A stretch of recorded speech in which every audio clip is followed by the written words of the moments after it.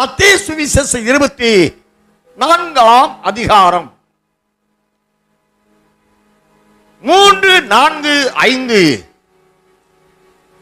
வசனங்களில் சொல்லப்பட்டிருக்கிற உம்முடைய வருகைக்கும் உலகத்தின் முடிவுக்கும் உரிய அடையாளங்கள் என்ன?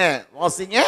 பின்பு அவர் ஒலிவ மலையின் மேல் உட்கார்ந்திருக்கையில் சீசர்கள் அவரிடத்தில் தனித்து வந்து, இவைகள் எப்பொழுது சம்பவிக்கும்? உம்முடைய வருகைக்கும் உலகத்தின் முடிவுக்கும் அடையாளம் என்ன? எங்களுக்கு சொல்ல வேண்டும் என்றார்கள். இயேசு அவர்களுக்கு பிரதியுத்தரமாக, ஒருவனும் உங்களை வஞ்சியாதபடிக்கு எச்சரிக்கையாயிருங்கள்.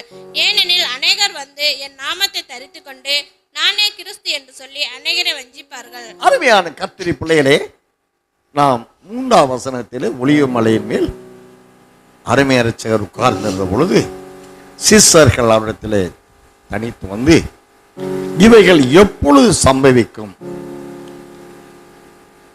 உம்முடைய வருகைக்கும் உலகத்தின் முடிவுக்கும் அடையாளம் என்ன? உம்முடைய வருகைக்கும் உலகத்தின் முடிவுக்கும் ஒரு நெருங்கிய ஐக்கியம் இருக்கிறது. வருகை யாருக்கா வருகிறார்? எபிரேயர் 9ஆம் அதிகாரம் 27ஆம் வசனத்தை வாசிங்களேன்.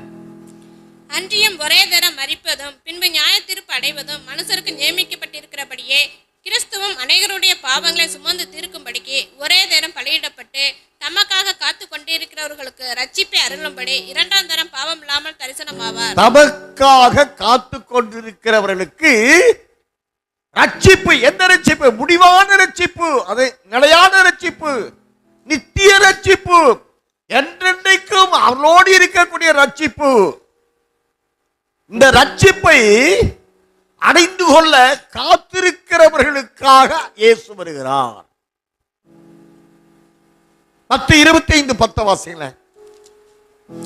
அப்படியே அவர்கள் வாங்க போன போது மணவாளன் வந்து விட்டார். ஆயத்தமா இருந்தவர்கள் அவரோட கூட கல்யாண வீட்டுக்குள் பிரவேசித்தார்கள். கதவும் அடைக்கப்பட்டது. அருமையான கர்த்தருடைய பிள்ளைகளே, புத்தி உள்ள 5 பேருக்காக மணவாளன் இயேசு வருகிறார். 10 பேரும் காத்திருந்தாலும் அவருக்கு உரியவர்களான 5 பேர் என்ற புத்தி உள்ளவர்களுக்காக அருமை இரட்சகர் வருகிறார்.